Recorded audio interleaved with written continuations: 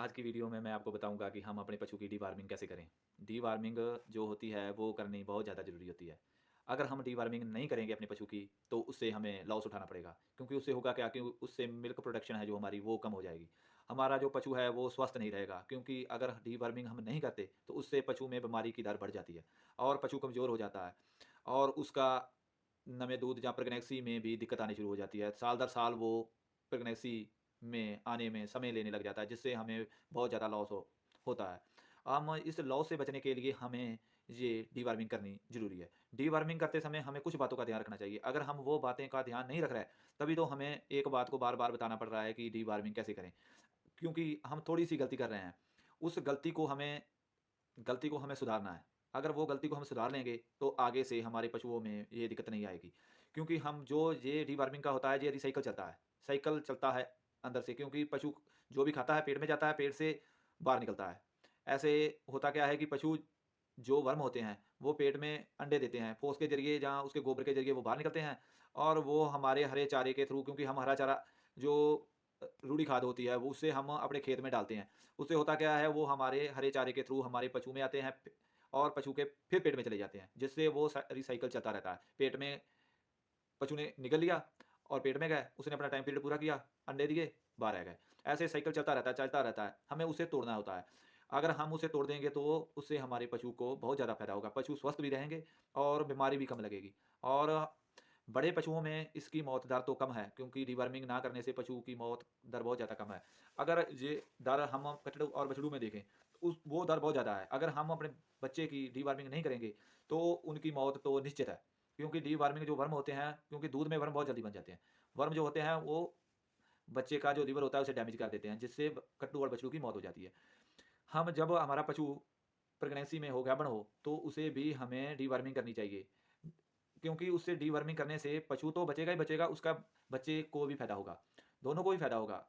क्योंकि हमें प्रेगनेंसी में ध्यान रखना चाहिए, क्योंकि हम हर एक गोली से हम प्रेगनेंसी में कर नहीं सकते, डीवर्मिंग नहीं कर सकते। डीवर्मिंग करने के लिए हमें बहुत चुनिंदा गोलियाँ ही इस्तेमाल कर सकते हैं गोलियाँ, जैसे कि फ़िरमिंडाज़ोल। फ़िरमिंडाज़ोल गोली का इस्तेमाल करेंगे, वो प्रेगनेंसी सेव होती है। उससे प्रेगनेंसी सेव होने की वजह से वो अपने तो पेट के वर्म मारेगी ही मरेगी, वो बच्चे के पेट के भी वर्म खत्म कर देगी। 3 महीने के बाद अगर हमारा पशु गाभिन हो गया, 3 महीने के बाद हमें डीवर्मिंग कर देनी है। उसके बाद हमें उससे 6 महीने के बाद फिर डीवर्मिंग करनी है। 9 महीने हो जाएँगे, 6 3 9 महीने, और उस 9 महीने में अगर हम डीवर्मिंग कर देंगे तो हमारे कटड़ू-बछड़ू की मौत दर कम हो जाएगी, क्योंकि उसके पेट में ही डीवर्मिंग हो जाएगी। और डीवर्मिंग हो जाने से मतलब कि सूने से पहले हमें डीवर्मिंग करनी है। ये नहीं हुआ कि सू गया तो बाद में की डीवर्मिंग, उसका कोई पता नहीं। सूने से पहले हमें डीवर्मिंग कर देनी है। वो डीवर्मिंग से जो बच्चे के पेट में माँ के जो वर्म है वो आए हैं, वो मर जाएँगे। और हमारा जो करड़ू या बछड़ू है 15 से 20 दिन के हमें उसे अल्बेंडाज़ोल साल्ट की दवाई से हमें उसकी डीवर्मिंग कर देनी है। लिक्विड पीने वाली दवाई आती है, वो बहुत सी कंपनी की आती है, जैसे जोइडस, वेरबिक और बहुत सी कंपनियाँ हैं। मैं किसी कंपनी के बारे में आपको रिकमेंड नहीं करूँगा, जो आपको अच्छी लगे वो ला सकते हैं। और उससे हमारा जो कटड़ू और बछड़ू की है मौत दर कम हो जाएगी। और इसके उल्ट अगर हम अपने गाभिन पशु जहाँ दूध वाले पशु को देते हैं कि दूध में भी बढ़ोतरी होगी। अगर हमारा पशु समय पर हीट में नहीं आ रहा, एक छोटा-सा माइनर सा केसों में ये भी होता है कि हमारे पशुओं में डीवर्मिंग नहीं हुई, इसीलिए वो हीट में नहीं आ रहा है। पशु के पेट में वर्म इतने ज़्यादा हो जाते हैं कि अगर हम उसको टीका भरने के समय हम अगर शीथ डालते हैं पशु के अंदर, तो उसके ज़रिए भी वो वर्म बाहर आने शुरू हो जाते हैं। और वर्म पशु की आँख में भी होते हैं, उसका भी हमें ध्यान रखना चाहिए। पशु की आँख में अगर पानी आने लग गया है, पशु पानी मुँह से निकलने लग गया है, तो भी हमें समझ जाना चाहिए कि पशु की डीवर्मिंग होने वाली है।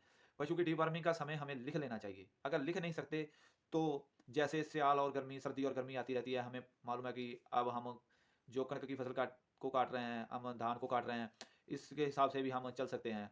क्योंकि एक जो किसान होता है, जो फार्मर होता है, वो इतनी डिटेल में नहीं लिख सकता, क्योंकि जो फार्मर होते हैं तकरीबन वो इतने ज़्यादा पढ़े-लिखे, मतलब कि वो पढ़े-लिखे नहीं होते कि वो लिखते नहीं हैं।